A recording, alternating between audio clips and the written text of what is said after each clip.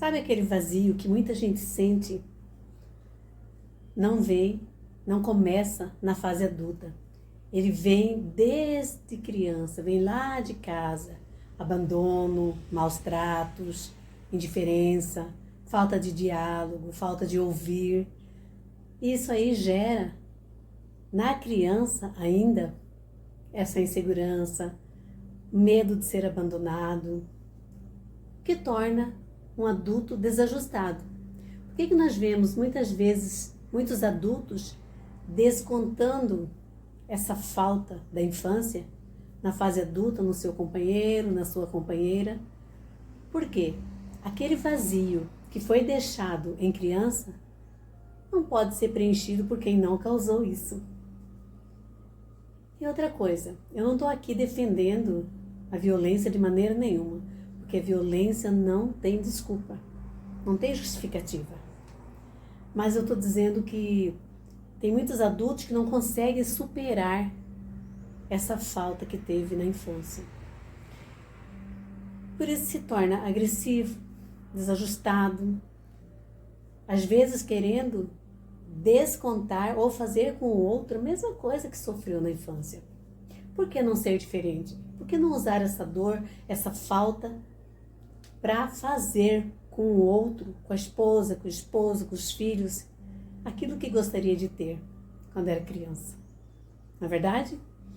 Existem muitos casos de crianças que são abandonadas, violentadas, crianças que às vezes querem falar alguma coisa, mas não tem ouvido. É um simples cala a boca, fica quieto, e tudo isso aí vai gerando um ódio dentro daquela criança por seu pai e por sua mãe, sabia? Como essa criança não pode descontar no pai ou na mãe, acaba levando isso para a fase adulta e descontando em quem está mais perto, nos próprios filhos ou no seu companheiro ou sua companheira. E não precisava ser assim. A violência, nós sabemos que não é só o roxo, a marca no corpo, não é só isso. Existem violências que talvez sejam muito piores, né? A violência psicológica, aquela violência que faz com que você se sinta inseguro, insegura, achando que o outro vai fazer com você a mesma coisa que já fizeram, e isso acaba antecipando o seu desejo de fazer, como uma defesa. E na verdade, todos nós, quando conseguimos enxergar essa deficiência, quando nós conseguimos sentir vontade de mudar, de curar, é a melhor coisa, porque aí você já vai fazer com o outro o que você não teve, o que você gostaria que fizessem com você. Quantas pessoas não sofrem desde cedo? Às vezes, um pai, uma mãe que elogia mais um filho do que o outro, elogia mais o outro do que você, mais um vizinho, mais um parente, e você acaba ficando, se sentindo assim, diferente, menos, menor. E não deveria ser assim. Nós erramos, nós falhamos em nossas palavras muitas vezes. Se todos nós, pais, viéssemos com um guia para seguir, não existiria tanto desajuste nesse mundo, mas nós não vimos com um guia do que nós devemos fazer. Nós vamos aprendendo com o decorrer do tempo, né? Eu gosto muito da história de um rapaz chamado Francisco. Ele foi abandonado pela mãe quando era pequenininho.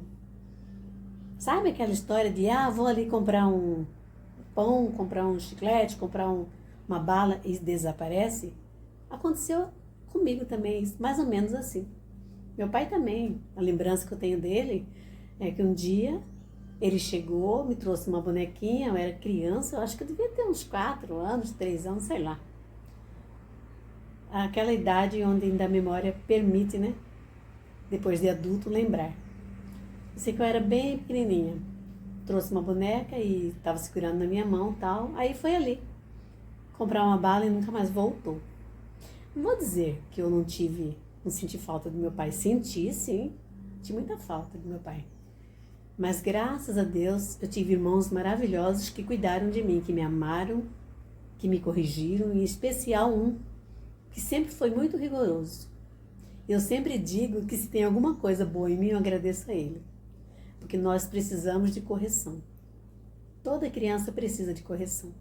Não aquela correção onde leva tapa na cara, marcas no corpo, não essa, mas correção. E esse meu irmão em especial, ele sempre me corrigiu. Então eu tive o privilégio de ter pessoas que me amaram, assim como a minha mãe, que cuidou de nós, foi mãe solo, né? Cuidou de nós com amor, com muita luta. E eu agradeço muito a ela e aos meus irmãos por isso. Mas não vou dizer que eu não senti falta do meu pai, senti. E esse rapaz, esse Francisco, ele foi abandonado. A mãe dele disse também que ia comprar alguma coisa, largou ele sentado. Ele era pequenininho, devia ter o quê? Uns 3, 4 anos. E ele ficou ali sentado, esperando a mãe dele voltar. E a mãe dele nunca mais voltou. Até que algumas pessoas começaram a se aproximar, ele começou a chorar, porque chega uma hora que a criança se sente abandonada, se sente sozinha. Ele começou a chorar e essas pessoas levaram ele para um abrigo. Aos 5 anos de idade, ele foi adotado por uma família que não podia ter filhos. Ele não ficou focado no abandono, no desprezo, na falta de amor, não. Ele sempre desejou ser pai. Ele começou a namorar uma moça, namorou por uns 5 anos, mas a moça não tinha o mesmo objetivo que ele. Ele tinha o objetivo de ser pai. E ele seguiu firme nesse objetivo. Aos 30 anos, ele adotou o primeiro filho, bebê. Foi difícil. Nós que já tivemos bebê sabemos como é difícil a gente criar, trocar fralda, amamentar, enfim, uma série de coisas. Se para uma mulher é difícil, imagina para um homem. Mas ele conseguiu dar conta do recado. Depois disso, ele adotou mais 5 filhos. Sei que no total ele adotou 6 filhos.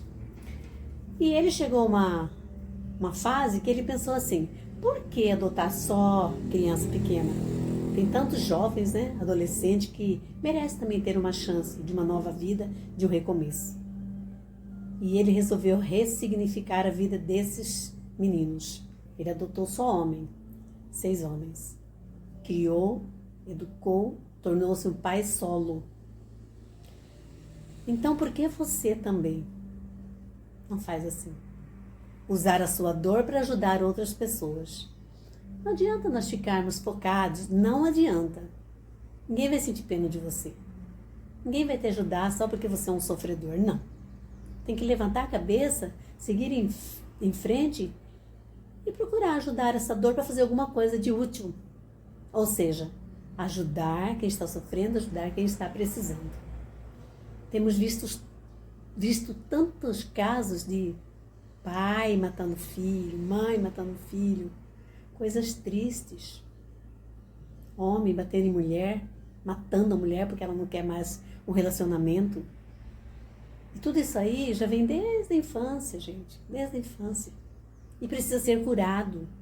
Existem especialistas para isso, psicólogos, psiquiatras, terapias, que podem ajudar. Então, se você está passando por uma fase dessa ou conhece alguém, procure ajuda. Tem muita gente que pode ajudar a curar essas enfermidades psicológicas e te tornar um ser humano melhor. Porque quando você faz isso, você sofre também. Não é só a outra pessoa que é vítima que sofre, você também sofre. Então, por que não mudar? Por que não fazer uma coisa diferente? Por que existem tantos divórcios? Resultado disso. Resultado já desde a infância. Sabe aquela insegurança que às vezes o adulto sente, medo de ser traído, medo de ser abandonado, faz com que seja uma pessoa pegajosa, uma pessoa ciumenta, uma pessoa que acha que pode mandar no outro, que pode mudar o outro e acaba causando sofrimento para os dois. E se tiver filhos, pior ainda. Quem sofre mais com um divórcio são os filhos. Principalmente os filhos pequenos, gente.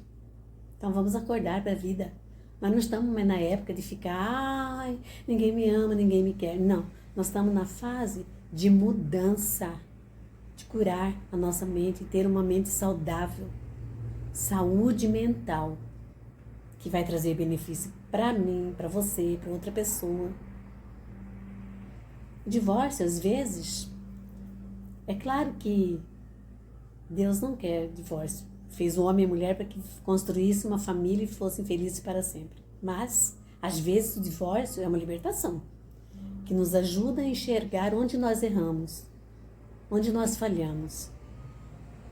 E não é você ficar focado no que não deu certo, em culpar o outro, em se culpar. Não, é ressignificar a sua vida, um novo começo que possa trazer alegria e felicidade para você e para a pessoa que você escolher.